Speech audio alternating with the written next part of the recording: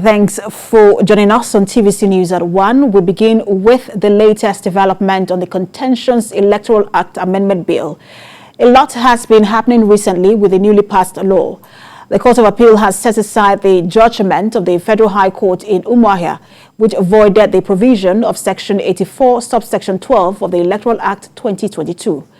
In a judgment, a three-member panel of the court, presided by Justice Hama Akawubaka, held that the Federal High Court Umuahia had no jurisdiction to have entertained the case because the plaintiff, Undukai Dede, lacked the local standing to have filed the suit in the first place. But while determining the appeal on the merit, the appellate court held that the provision is unconstitutional because it violates Section 42, subsection 1A of the Constitution and denied a class of Nigerian citizens their right to participate in election. One of the clauses as stated in Section 84, subsection 12 is that anyone holding a political office must relinquish the position before they can be eligible to participate in the electoral process, either as a candidate or as a delegate. The Electoral Act 2022 was also a talking point at the upper chamber's plenary, as the Senate has passed a bill seeking to enable statutory delegates to vote at the congresses or conventions of political parties.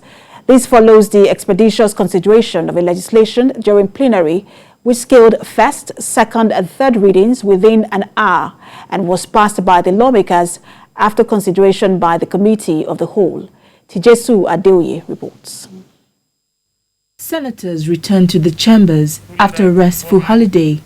Before them is a bill to amend Section 84, subsection 8 of the Electoral Act 2022. This amendment is to allow for the inclusion of statutory delegates into the political party voters register to enable them vote at the congresses or conventions of political parties. Pleasure to have the privilege of leading the debate on this very important bill, which seeks to amend the Electoral Act 2022 to make provision for delegates who not been elected ad hoc delegates.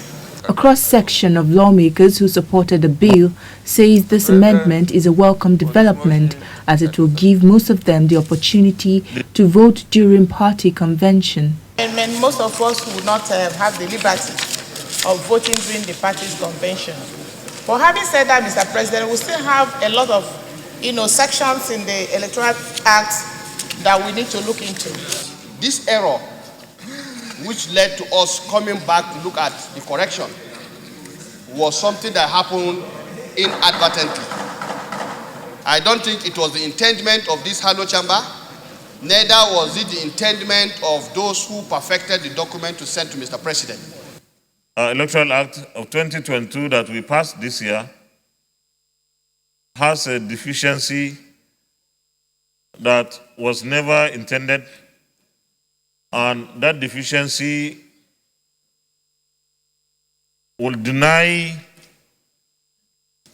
all statutory delegates in all political parties from participation in congresses and conventions. And therefore, such an unintended clause has to be amended before the party primaries start.